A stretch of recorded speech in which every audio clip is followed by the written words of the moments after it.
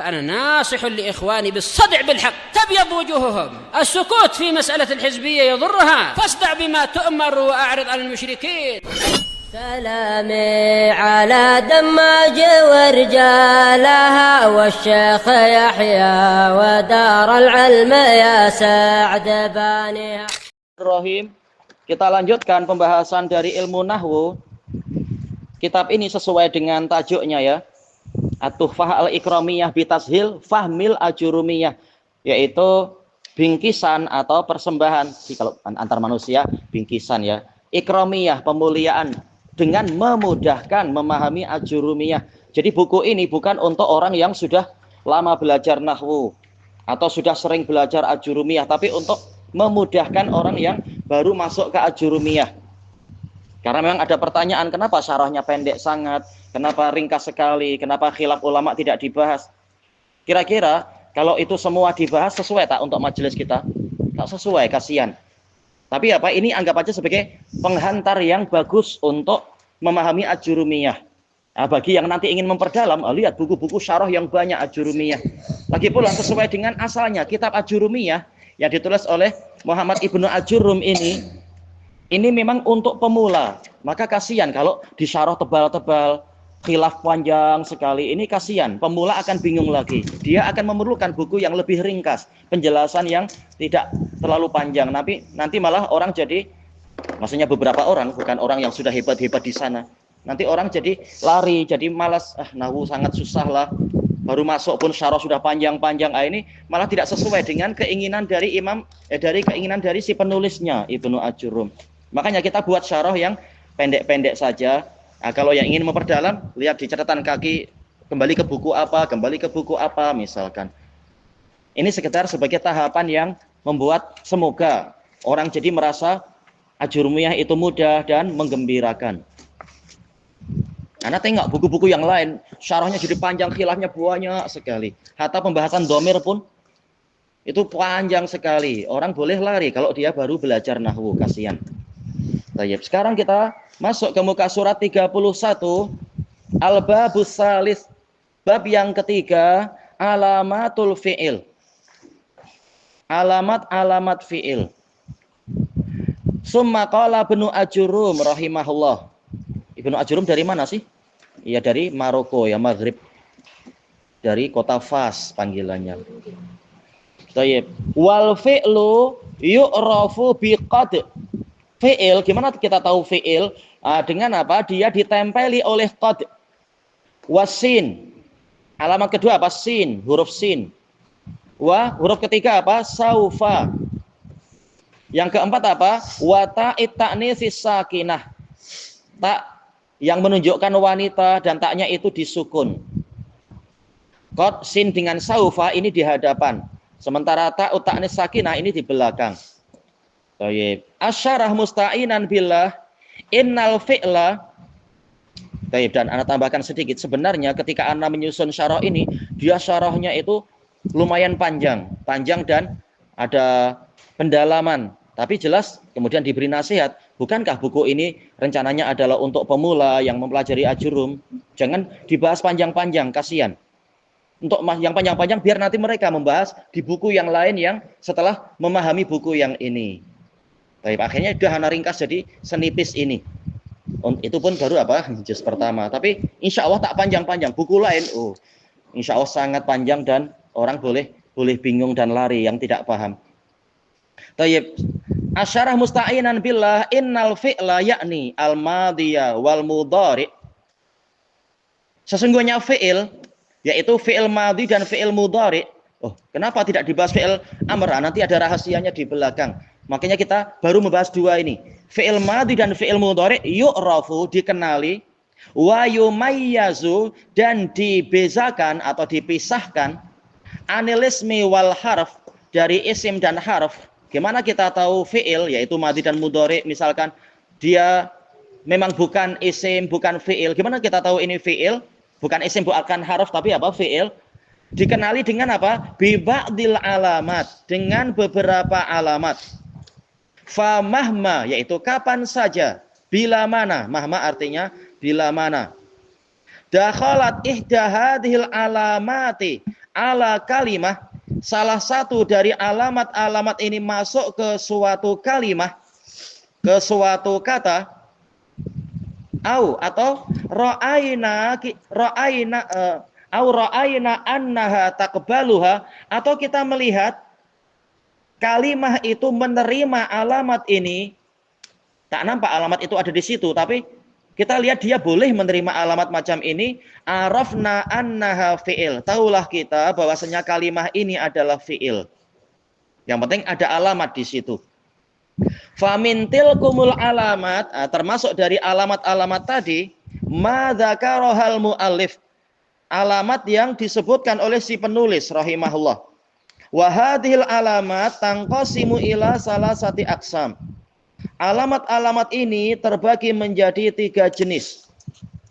Al-qismul awal, jenis pertama, alamatun mushtarakah, alamat yang diperkongsikan, diperserikatkan, bainal fi'lil madhi wal fi'lil mudhari, antara fi'il madhi dengan fi'il mudhari. Baik. Inna min alamatil fi'il, sesungguhnya termasuk dari alamat-alamat fi'il adalah mahiyya alamatun mushtarakah, yaitu alamat yang diperserikatkan, diperkongsikan, bainal fi'lil madhi wal mudhari, antara madhi dengan mudhari. Jadi fi'il madhi boleh dimasuki dia, fi'il mudhari juga boleh dimasuki oleh alamat yang sama, yakni wahiyya qad. Jadi qad itu untuk membedakan antara fi'il dengan apa? Isim dan harf. Qad boleh masuk ke fi'il madhi, boleh masuk ke fi'il mudhari. Misaluhul awal, contohnya yang pertama, qaulullahi ta'ala, firman Allah Ta'ala, wa qala lahum nabiyyuhum, dan nabi mereka berkata kepada mereka, nabinya Bani Israel berkata pada Bani Israel yang tengah apa? Tengah dijajah oleh pasukannya Jalut dan pasukannya. Innallaha qad ba'asa lakum, sesungguhnya Allah telah mengutuskan atau mengangkat untuk kalian Talut malika, Talut sebagai raja. Itu lihat, qad masuk kepada ba'asa. Berarti ba'asa itu apa? Ba'asa itu isim atau fi'il atau harf? Dimasuki qad, berarti isim, dia adalah fi'il, betul. Nah, kita lihat di sini fa ba'asa fi'lun madin. Dia fi'il madhi li dukhuli qad alaih, karena qad masuk kepadanya. Intinya adalah dia bukan isim, bukan harf karena dimasuki qad. Nah, kita kasih informasi dia fi'il madhi karena tidak ada huruf mudharaahnya, ya. Iya, tanya tadi. Ba'asa mengangkat atau mengutuskan. Baik. Ini contoh qad masuk kepada suatu lafadz, berarti lafadz itu adalah fi'il. Cuma kali ini dia fi'il madhi. Kita ambil contoh fi'il madhi dulu. Artinya sudah. Kemudian wa misaluhu tsani, contoh kedua. Ya ayyuhan nas. Si bagusnya kita kasih qaulullahi ta'ala ya. Terlupakan di sini lafadz qaulullahi ta'ala.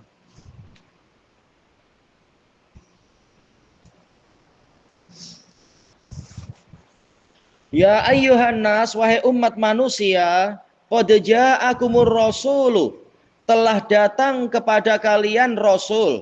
Rasul telah datang kepada kalian bil haqqi, dengan kebenaran, mir rabbikum, dari Rabb kalian.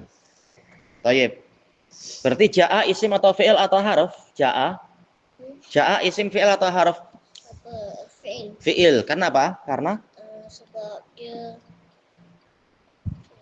lihat ayatnya di situ. Karena dia kenapa? Kenapa kita tahu dia ja'a adalah fi'il? Apa alamat fi'il di situ? boleh dimasuki. Mana? Hurufnya mana? Dimasuki huruf apa?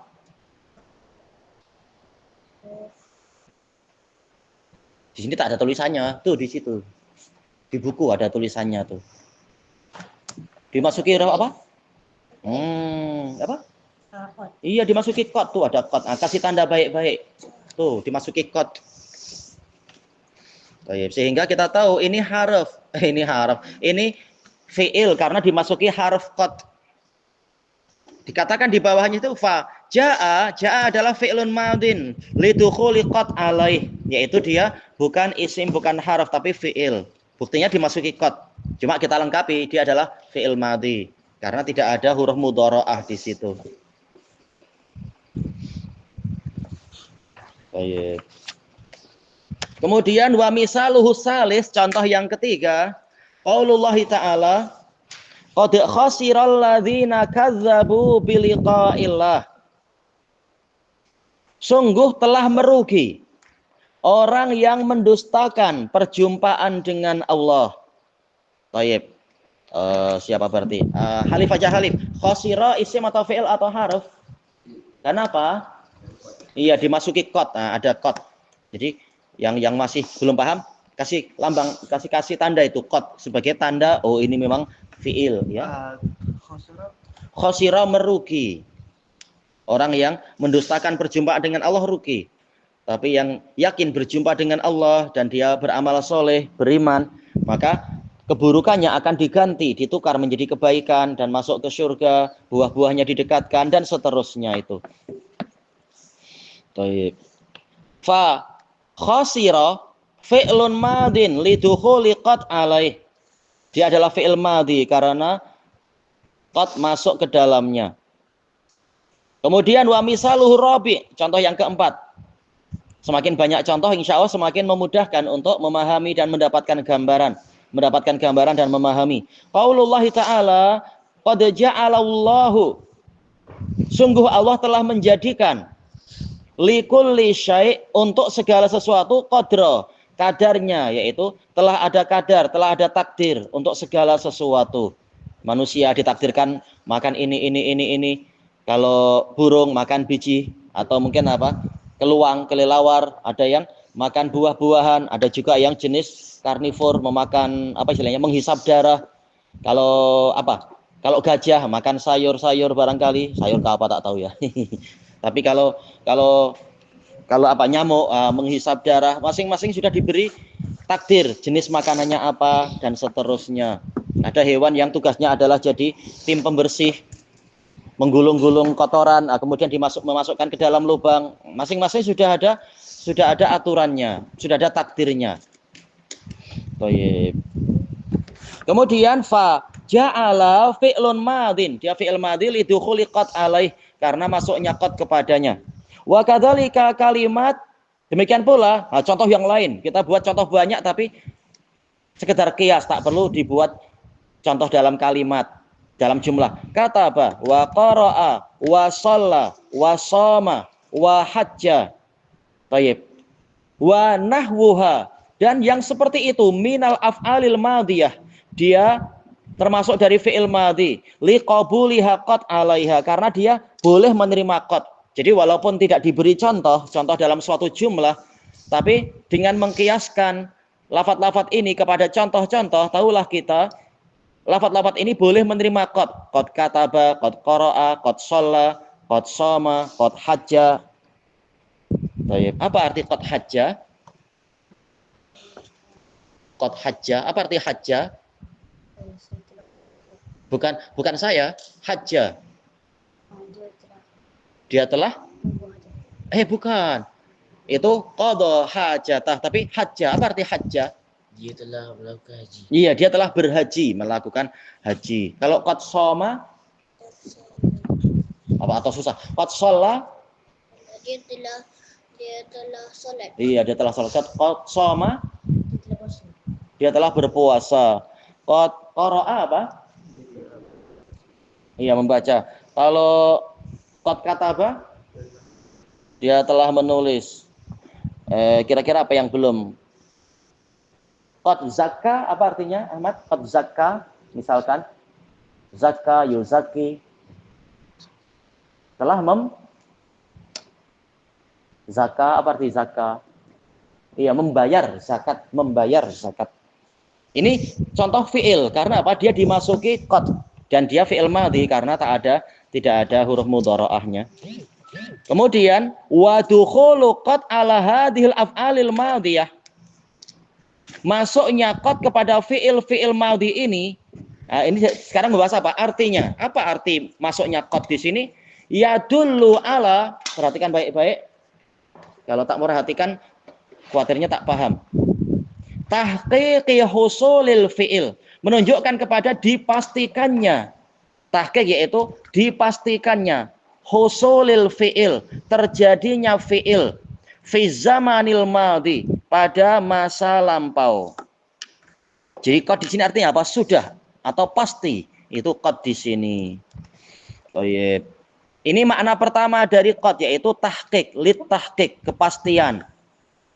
Berarti kalau qad daraba, apa arti qad daraba? Iya, telah memukul secara pasti di masa besok atau sekarang? Iya, masa lampau. Baik, sekarang wa lafdzatu qad aidan. Sekarang makna kedua. Lafaz qad juga idza dakhalat 'alal fi'lil madhi, jika dia masuk kepada fi'il madhi, laha maknan akhar, dia memiliki makna yang lain. Wa huwa, yaitu lit takrib, pendekatan. Perhatikan baik-baik. Makna kedua adalah lit takrib. Makna pertama apa? Tahqiq, kepastian. Makna kedua takrib, yaitu pendekatan. Maknanya apa? Tuqarribul madhiya minal hal, mendekatkan masa lampau kepada masa sekarang, yaitu sudah dekat waktunya. Thayyib, wa minhu, diantaranya adalah qaulul muadzin, ucapan si muadzin, qad qamatis shalah. Bukan maksudnya sholat sudah ditegakkan, orang belum sholat, tapi sudah dekat masa sholat. Kalau adzan kan mungkin masih menunggu 10 menit atau berapa, tunggu imamnya atau tunggu makmum pada kumpul misalkan. Tapi kalau sudah iqamat berarti waktu sudah sangat dekat ini, tak perlu menunggu lama-lama. Qad qamatis shalah, qad di sini artinya bukan tahqiq, bukan pasti, tapi takrib, yaitu sudah dekat. Sudah dekat ditegakkannya sholat. Nah, hadisnya telah disebutkan pembahasannya dalam catatan kaki di situ. Hadis Abdullah bin Zaid bin Abdi Rabbih, diriwayatkan oleh Imam Ahmad, Abu Dawud dan lain-lain. Yang mimpi apa itu? Melihat adzan, itu cara adzan dan iqamat. Abdullah bin Zaid bin Abdi Rabbih. Wa hadhil ma'ani, makna-makna ini kita sudah mendapatkan berapa makna qad? Sudah mendapatkan berapa makna qad? 3, apa aja? Kepastian, apa lagi? Kedekatan, apa lagi? Nah, sudah, berarti 2. Baik. Ya, pasti artinya sudah, pasti itu sudah. Baik. Jadi 2. Makna-makna ini dikenali bagaimana? Tu'rafu biqarinah, dengan suatu faktor penunjuk. Qarinah artinya faktor penunjuk atau faktor penyerta. Dalatin, yang menunjukkan ala muradil mutakallim, menunjukkan kepada apa yang diinginkan si pembicara. Jadi kita perlu tahu pembicara ingin apa agar maknanya adalah pasti, yaitu sudah, ataukah pendekatan. Sekarang kita lihat kita habiskan muka surat yang ini. Wa misaluhul khamisah, contoh yang kelima, qaulullahi ta'ala, firman Allah Ta'ala, qad nara. Nah, sekarang tahu-tahu apa? Contoh untuk fi'il mudhari. Qad nara taqalluba wajhika fis sama. Sungguh kami telah melihat berbolak-baliknya wajahmu ke arah langit, yaitu menantikan wahyu. Tayyib, fa naro minal af'al. Tayyib, naro ini termasuk dari fi'il. Lidukhuli qad alaih, karena qad masuk pada dia. Maka naro ini bukan fi'il, ini bukan apa? Bukan isim, bukan haraf, tapi dia fi'il. Wa huwa fi'lun mudhari, dan dia dikatakan sebagai fi'il mudhari. Kenapa? Lidukhulin nun, karena masuknya nunil mudhara'ah alaih. Ada nun mudhara'ah, naro. Asalnya kan ro'a, kemudian jadi yaro. Ro'aina, naro. Jadi ini fi'il mudhari. Tadi tanya seru. Baik. Baik, kesimpulannya, bagaimana kita tahu fi'il, dan bagaimana kita tahu suatu lafaz adalah fi'il atau isim atau harf? Gimana kita tahu dia fi'il? Iya, dimasuki qad, betul. Nah, inilah yang kita dapatkan pada hari ini. Thayyib, ilahuna wallahu a'lam. Subhanakallahumma wa bihamdika la ilaha illa anta astaghfiruka wa atubu ilaik. Alhamdulillahirabbil alamin. Jazakumullahu khairan.